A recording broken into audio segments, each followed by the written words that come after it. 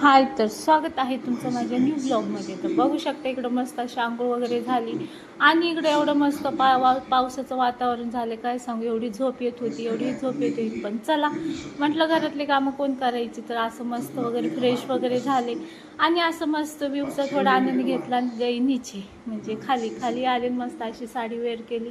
बाथरूममध्ये तर साडी घेऊन नाही जाऊ शकत, म्हणून खाली येऊन घातली मस्त अशी साडी. आणि साडी घातली की काय माहिती, मला कम्फर्टेबलच नाही वाटत गाऊनमध्ये जसं वाटतं. मग असं मस्त मस्त पूजा वगैरे करून घेतली.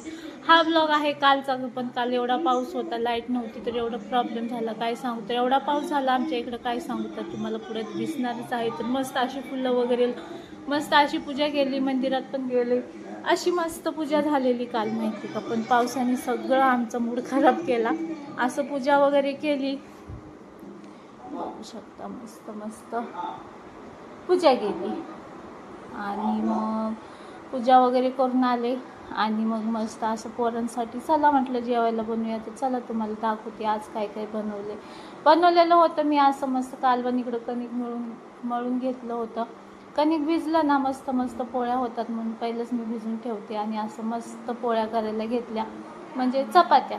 इकडं मस्त अशा पोळ्या घेऊन काय सांगू तुम्हाला, नाही का.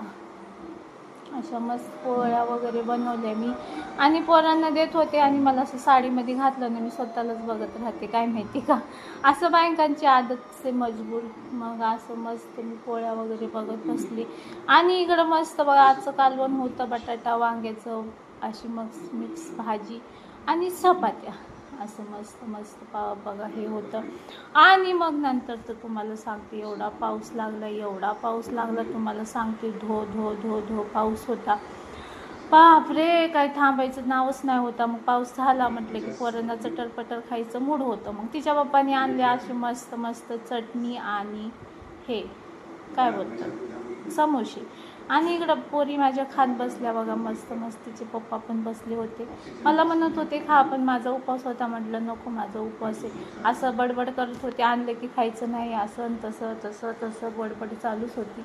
जाऊन द्या म्हटलं, माझा उपवास आहे म्हटलं. पोरांनी मस्त असं एन्जॉय केलं माझ्या. आणि आहोंचं चालू होतं लय वेळ, नवऱ्याने म्हटलं की खायचं असं तसं तसं असं. उपवास असल्यावर कसं खायचं सांगा बरं. तर बोलतात नवऱ्याचं काही तू ऐकतच नाही. मग ते लोकांना खाऊ दिलं, मला पण खूप खायची इच्छा होते. आणि उपवासाच्या दिवशी चटरपटर खायची इच्छा होती, काय माहिती का. मग जाऊ द्या बघा, किती गरम होतं, पाऊस पडत आहे तरी पण. आणि मग माझ्या मैत्रिणीच्या घरी बघा किती पाणी साचले, तुम्हाला दाखवते बघा. एवढा पाऊस झाला.